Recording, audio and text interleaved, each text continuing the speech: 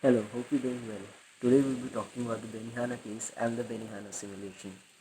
It all started with Rocky Aoki coming to the United States for a boxing tour of his university and understanding this is the land of the opportunity. 1963, he saves up money uh, and takes some loan and opens the first outlet of Benihana. Cut to 1972, he has already uh, 14 outlets under him. Uh, Around four were franchises, which he later stopped taking franchises because they were not working as efficiently as the outlets and might bring a bad goodwill to the company. So they stopped franchising after that. Then he also understood that there was a lot of profit in the bars, and when you would enter the restaurant, the bar would come first and then the dining rooms.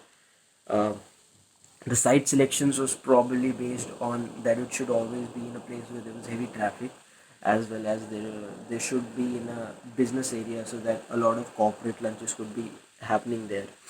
The training of the personnel was that most of them were young single and native Japanese who come from Japan with 3 years of apprenticeship and around 3 to 6 months of training in America, understanding the mannerisms, American dining.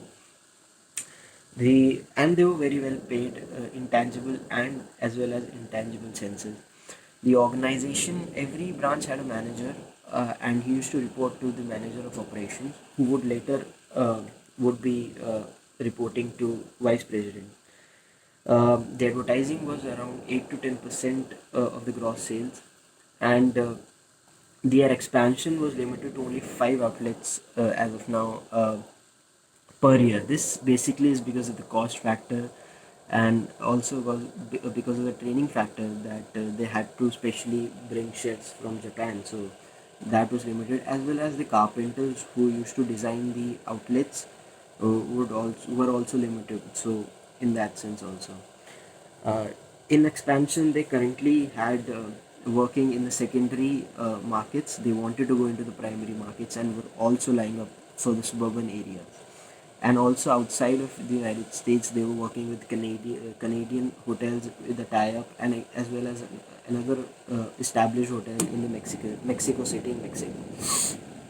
uh, Rocky also, touched upon the idea that we currently focus on the middle income audience, and we would love to move forward with the youth centric, ready to very ready, you can, just like fast food, which would appeal to them.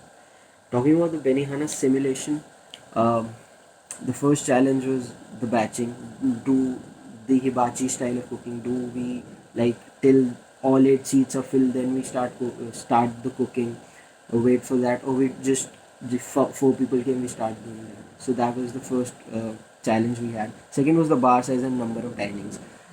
How there had to be the right proportion between the bar size and dining. As we talked about dining, bars were very good when it came to earning money for the organization, so it was very important. The third challenge was the dinner time.